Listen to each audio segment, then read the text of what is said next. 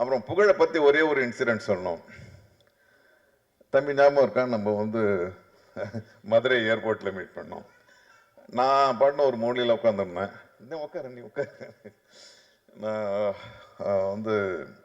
நான் உட்காந்துருந்தேன். அது ஒரு புத்தகத்தை படிச்சுட்டு இருந்தேன். அப்புறம் இந்த தம்பி வந்துச்சு. அப்போது உண்மையான முடி இருந்துச்சு. இது உண்மையான முடி. அந்த முடி எங்கப்பா? அதுதான் நல்லா இருக்கு. அதை கைட்டிடுங்க.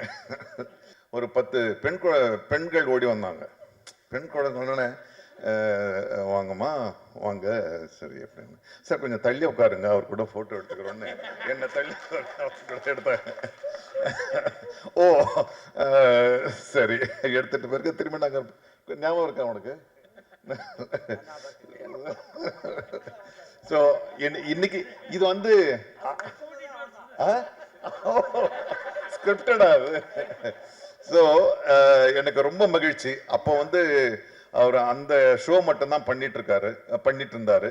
இன்னைக்கு வந்து எல்லாருக்கும் தெரியக்கூடிய ஒரு கதாநாயகராக வந்ததுல எனக்கு ரொம்ப மகிழ்ச்சி. இந்த மாதிரி திறன்கள், புது புது திறன்கள் வரணும். இங்க பாசிட்டிவா சொல்லப்பட்ட எல்லா விஷயங்களுமே மரபு சார்ந்ததா, சும்மா ஒரு மரபுக்காக பேசுவோம் அப்படிலாம் கிடையாது. இங்க பேசினவங்க எல்லாருமே மனசார இந்த படம் வெற்றி அடையணும், இந்த நிறுவனம் வந்து தொடர்ந்து படம் பண்ணணும்னு வாழ்த்துனாங்க.